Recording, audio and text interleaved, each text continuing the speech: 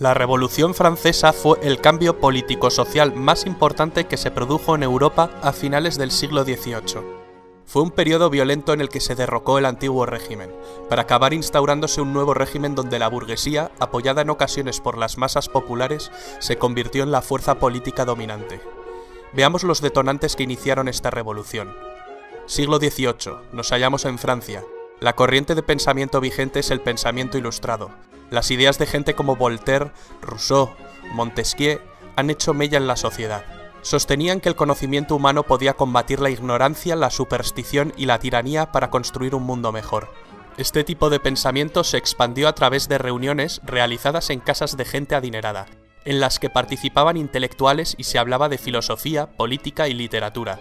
Se leía la enciclopedia, una iniciativa de Diderot y d'Alembert que contó en sus sucesivas publicaciones con numerosos colaboradores que escribieron miles de artículos para dejar plasmado el pensamiento ilustrado. La enciclopedia contribuyó al descrédito del sistema. Una sociedad culta que piensa por sí misma era la mejor manera de asegurar el fin del antiguo régimen. Los principios basados en la razón, la igualdad y la libertad estaban presentes en la mentalidad de los franceses. No solo de los franceses, las ideas ilustradas se habían extendido por Europa y sus colonias. Al otro lado del océano, la Ilustración había servido de impulso para que un 4 de julio de 1776 las 13 colonias norteamericanas consiguieran su independencia. Francia se hallaba bajo el dominio de una monarquía absolutista. Reinaba por entonces Luis XVI, que estaba casado con María Antonieta. El poder del rey y de la nobleza eran la base de este régimen. El Estado se encontraba en una situación económica bastante precaria. Los gastos militares y las malas cosechas crearon una gravísima situación social. El pueblo pasaba hambre, mientras el lujo y el despilfarro del rey y la nobleza continuaban como si nada, endeudando más las arcas del Estado. La mentalidad ilustrada más el descontento social provocaron el caldo de cultivo perfecto para que estallara la revolución. Pero antes vamos a ver cómo estaba dividida la sociedad francesa. La sociedad estaba compuesta por 3 sectores sociales llamados estados. El primer estado era la Iglesia, no pagaba impuestos, recibía de los campesinos el diezmo, es decir, la 10ª parte del producto de sus cosechas. Solo la Iglesia podía legalizar casamientos, nacimientos y defunciones, y la educación estaba en sus manos. El segundo estado lo componía la nobleza, dueños de las tierras. La nobleza tampoco pagaba impuestos. Los campesinos les pagaban un tributo y solo podían venderles sus cosechas a ellos. Era una casta encerrada en sí misma. El primer estado y el segundo estado, es decir, el clero y la nobleza, sumaban un 3% de la población. El tercer estado comprendía el 97% de la población restante, y su composición era muy variada. Por un lado estaba la burguesía, formada por los ricos comerciantes y banqueros, los profesionales liberales, médicos, abogados, también por artesanos y pequeños comerciantes. Por otra parte existían campesinos libres, pequeños propietarios, arrendatarios y jornaleros. El tercer estado carecía de poder y decisión política, pero pagaba todos los impuestos, hacía los peores trabajos y no tenía ningún derecho. La burguesía necesitaba tener acceso al poder y manejar un estado centralizado que protegiera e impulsara sus actividades económicas, tal como venía ocurriendo en Inglaterra. Pero volvamos a París. Cuando la precariedad provocó revueltas, la gente fue a quejarse a Versalles del hambre que pasaba. Entonces corrió el rumor de que la reina, muy altanera, pronunció la frase: «Pues que coman pasteles». Algo así trascendió y resultó bastante provocador. Para levantar el grave déficit presupuestario, el rey tuvo que declarar al Estado en bancarrota y convocar en 1788 los Estados Generales, un parlamento medieval que se había convocado por última vez 174 años antes. Una asamblea donde los diputados de la nobleza, del clero y del pueblo se reúnen. Estuvieron presentes unos 1.200 diputados. La mitad representaba a los 2 primeros estados y la otra mitad representaba al tercer estado, que había conseguido duplicar su representación. La sesión inaugural fue presidida por el rey Luis XVI. La nobleza y el clero reclamaban el voto por estamento, que les aseguraba la mayoría sin necesidad de lograr un consenso. El tercer estado pedía el voto por cabeza, que permitía más igualdad en la votación. Ante la negativa de los 2 primeros estados y el consecuente bloqueo de toda votación, el tercer estado invitó a que diputados sueltos de la nobleza y del clero se unieran a ellos. 2 nobles y 149 miembros del clero lo hicieron. Ante este acto revolucionario, el rey Luis XVI mandó cerrar la sala y prohibió su entrada a los representantes del tercer estado. Los diputados del Tercer Estado entonces deciden constituirse en una nueva asamblea y ser los verdaderos representantes del pueblo de Francia. Encontraron otro lugar de reunión, la Sala del Juego de Pelota de Versalles. Esta asamblea tomó el nombre de Asamblea Nacional, prometiendo permanecer unidos hasta dar una constitución a Francia. El rey intentó la disolución de la asamblea. El diputado Mirabeau entonces pronunció la célebre frase: «Estamos aquí por la voluntad del pueblo y solo saldremos por la fuerza de las bayonetas».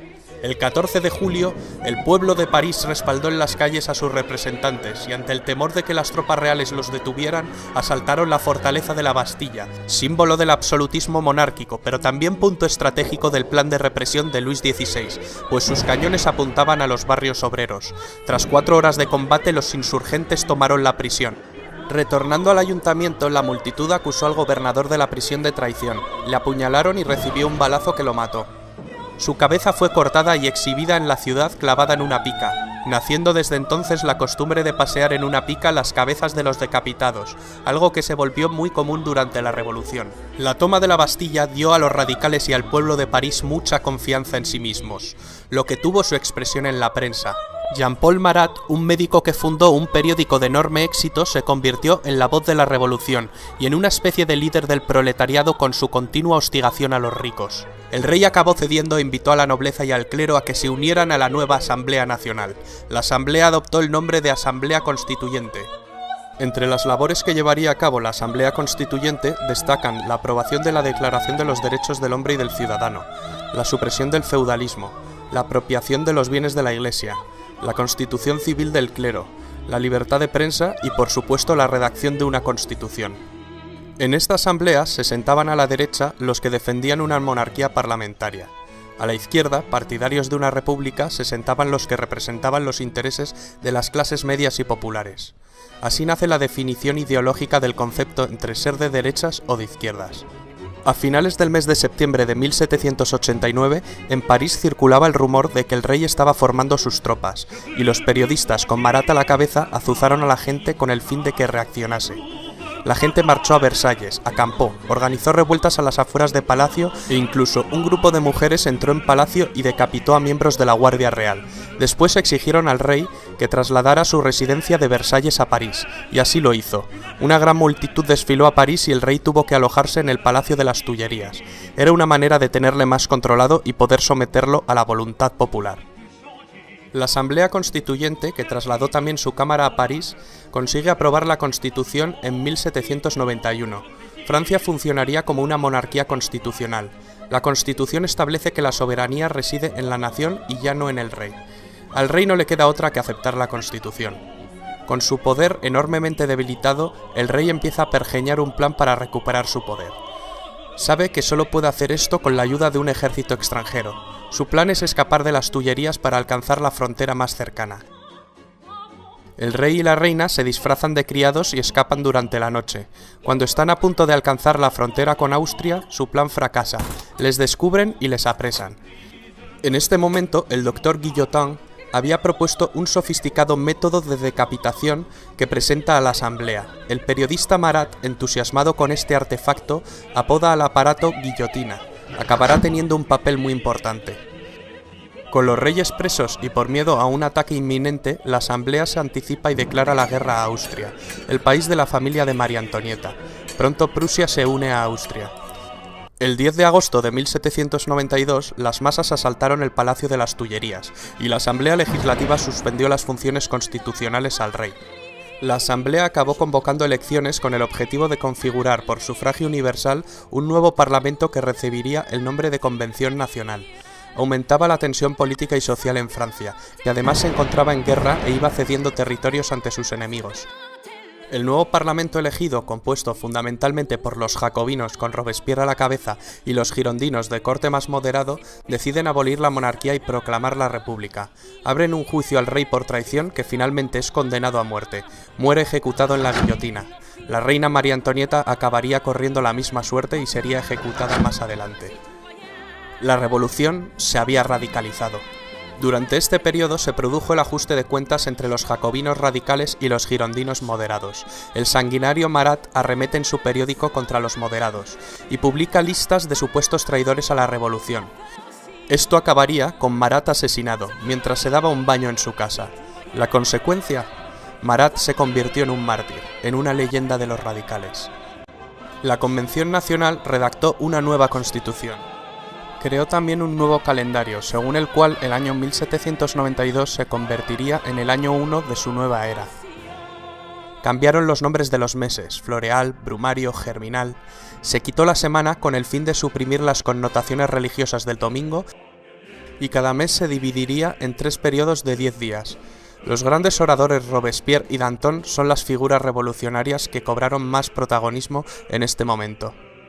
El poder legislativo de la nueva república estuvo a cargo de la Convención, mientras que el poder ejecutivo recayó sobre un órgano de nueva creación, el Comité de Salvación Pública, con el fin de salvaguardar la república. Este órgano cayó bajo el mando del jacobino Robespierre. Los jacobinos desataron lo que se denominó el Reinado del Terror, entre 1793 y 1794, una especie de dictadura jacobina. El experimento republicano francés acabó evolucionando en un régimen terrorista. Entre 10.000 y 40.000 personas fueron guillotinadas ante acusaciones de actividades contrarrevolucionarias. Los inclementes responsables del terror sirvieron mal a los ideales que decían defender. Sacerdotes y miembros de la nobleza fueron guillotinados. Mientras tanto, en la guerra en la frontera, un joven general está comenzando a ganar algunas batallas para la República Francesa. Se llama Napoleón Bonaparte, pero en el interior una rebelión que llegó a convertirse en una verdadera guerra civil enfrentó a los partidarios de la Revolución Francesa y a los contrarrevolucionarios. Se denominó la Guerra de la Vendée. La locura colectiva hizo que los propios líderes revolucionarios corrieran la misma suerte al ser acusados y condenados por celos de sus rivales o por aspirar a una dictadura personal. Robespierre propone más terror como un camino hacia la virtud. Danton, sin embargo, cree que es el momento de acabar con el terror. Consecuencia: guillotinan a Danton. Aumenta el número de ejecuciones, lo que se conoce como el Gran Terror. La locura de Robespierre solo podía acabar de una manera: con su cabeza cortada en la guillotina. Con la caída de Robespierre acabó el terror, pero no la revolución. Finalmente, en un intento de moderación, en 1795 se promulgó la nueva Constitución del año 3, que había elaborado y aprobado la Convención durante los meses anteriores. Se trataba de una constitución muy diferente a la de 1793, y en esencia volvía a los principios de la Constitución monárquica de 1791. Las dos novedades principales que presentaba era que el poder legislativo estaba compuesto por 2 cámaras, siguiendo el modelo británico, y que el ejecutivo estaba integrado por 5 personas, que formarían el directorio, el nombre con el que acabaría conociéndose al nuevo régimen republicano. El directorio es una fase entre 1795 y 1799 de carácter más moderado. Este periodo está caracterizado por la disensión entre los directores y una grave crisis económica. Napoleón Bonaparte, retornado de su campaña en Egipto, encontró la motivación para dar en 1799 un golpe de estado, el del 18 de Brumario. Se hizo proclamar primer cónsul de la República. Comienza la fase política del consulado. En esta etapa consiguió restablecer el orden interno con gran apoyo del pueblo francés. La economía volvería a crecer. En 1804 vuelve a dar otro golpe de timón mediante un plebiscito y Napoleón se proclama emperador. Para muchos historiadores aquí acabó la revolución, pero el grito de la revolución aún pervive hoy en día en todas partes: libertad, igualdad y fraternidad. Estas palabras cambiaron la historia de Occidente para siempre.